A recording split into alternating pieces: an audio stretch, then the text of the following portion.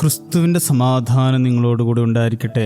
വചനകിരണത്തിലേക്ക് ഏവർക്കും സ്വാഗതം. ഒരിക്കലൊരു യുവാവ് ഒരു സന്യാസിയെ സമീപിച്ച് അയാളുടെ സങ്കടം ഉണർത്തിച്ചു. തനിക്ക് ഉറക്കം നഷ്ടപ്പെട്ടുവെന്നും ഒന്നിലും ഏകാഗ്രത കിട്ടുന്നില്ലെന്നും മനസ്സെപ്പോഴും ഓരോ ചിന്തകളിലൂടെ അസ്വസ്ഥമാണെന്നുമായിരുന്നു അയാളുടെ പരിഭവം. ഗുരു പറഞ്ഞു, എല്ലാ ദിവസവും രാവിലെ എഴുന്നേൽക്കുമ്പോൾ കുറച്ചു നേരം ധ്യാനിച്ചാൽ മതി, എല്ലാം ശരിയാകും. എന്നാൽ അയാൾ പറഞ്ഞു, ഞാൻ ഇതൊക്കെ പല പ്രാവശ്യം ചെയ്തു നോക്കിയതാണ്, പക്ഷെ വിജയിക്കുന്നില്ല. ഗുരു പറഞ്ഞു, എന്നാൽ ഒരു കാര്യം ചെയ്യുക, ഞാനൊരു മന്ത്രം പറഞ്ഞു തരാം, അത് ചൊല്ലിയാൽ മതി. ഇങ്ങനെ പറഞ്ഞ് ഗുരു ഒരു മന്ത്രം പറഞ്ഞു കൊടുത്തു.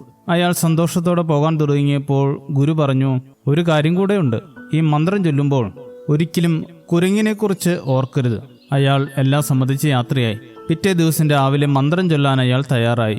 അപ്പോഴാണ് ഗുരു പറഞ്ഞ കാര്യം ഓർത്തത്, കുരങ്ങിനെക്കുറിച്ച് ഓർക്കരുത്. ആ ചിന്ത മനസ്സിൽ വന്നതോടെ മനസ്സ് നിറയെ കുരങ്ങിന്റെ ചിത്രമായി.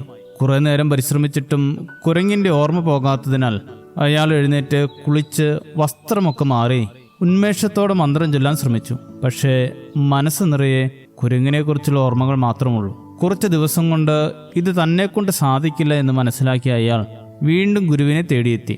കാര്യങ്ങളെല്ലാം പറഞ്ഞു. ഗുരു പറഞ്ഞു, കുറച്ചു നേരം മൗനമായി ഒന്നും ചെയ്യാതെ ഇരിക്കുക, മന്ത്രവും ചൊല്ലണ്ട. അങ്ങനെ കുറച്ച് സമയം കഴിഞ്ഞപ്പോൾ കുരങ്ങിനെക്കുറിച്ചുള്ള ഓർമ്മകളും മനസ്സിൽ നിന്ന് പോയി മനസ്സ് ശാന്തമായി. ഗുരു അയാളോട് പറഞ്ഞു, ദിവസവും അനേക കാര്യങ്ങൾ മനസ്സിലൂടെ കടന്നു വരും. അത് മുഴുവൻ ചിന്തിക്കാനോ എതിർക്കാനോ നിന്നാൽ നമുക്ക് പിന്നെ ഒന്നിനും സമയം കിട്ടില്ല, മനസ്സിന്റെ സ്വസ്ഥതയും നഷ്ടമാകും. അതിനാൽ ആവശ്യമില്ലാത്ത കാര്യങ്ങൾ മനസ്സിൽ നിന്ന് ഒഴിവാക്കുക. അങ്ങനെ മനസ്സിനെ സ്വസ്ഥമാക്കി വയ്ക്കാൻ പഠിക്കുക. പലപ്പോഴും നമ്മളിൽ പലരും നേരിടുന്ന പ്രതിസന്ധിയാണ് മനസ്സിലെ അസ്വസ്ഥത. എന്നാൽ പരിഹാരം ഒന്നേ ഉള്ളൂ, ആവശ്യമുള്ളത് മാത്രം സ്വീകരിക്കുക. ആവശ്യമില്ലാത്ത ഓർമ്മകളെ എതിർക്കാൻ നിന്നാൽ അവ മനസ്സിൽ നിന്നും ഒരിക്കലും മാഞ്ഞു പോകില്ല. പകലിലെ ശുശ്രൂഷയും സുവിശേഷവും സൗഖ്യവും എല്ലാം കഴിഞ്ഞ് രാത്രിയിൽ പിതാവാം ദൈവവുമായി ധ്യാന നിമഗ്നാകുന്ന കർത്താവിനെ സുവിശേഷങ്ങൾ പരിചയപ്പെടുത്തുന്നുണ്ട്. തിരക്കുകൾക്കൊടുവിൽ മനസ്സിനെ ശാന്തമാക്കി ദൈവത്തോടു കൂടെ സമയം ചെലവഴിക്കുവാൻ സാധിച്ചാൽ മനസ്സിന്റെ അസ്വസ്ഥതകളെ ഒക്കെ മാറ്റുവാൻ നമുക്കും സാധിക്കും. ധ്യാനം അത് മനസ്സിനെയും ശരീരത്തെയും ആത്മാവിനെയും പുഷ്ടിപ്പെടുത്താൻ നമ്മെ സഹായിക്കും. ക്രിസ്തു ധ്യാനത്തിലൂടെ ആത്മശരീര മനസ്സുകളുടെ ഉന്മേഷം പ്രാപിക്കുവാൻ ഏവർക്കും ഇടയാകട്ടെ. ശുഭദിനം നേരുന്നു.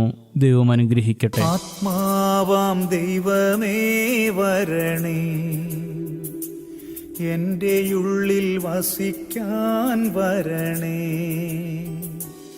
ആത്മാവാം ദൈവമേ വരണേ, എൻ്റെ ഉള്ളിൽ വസിക്കാൻ വരണേ.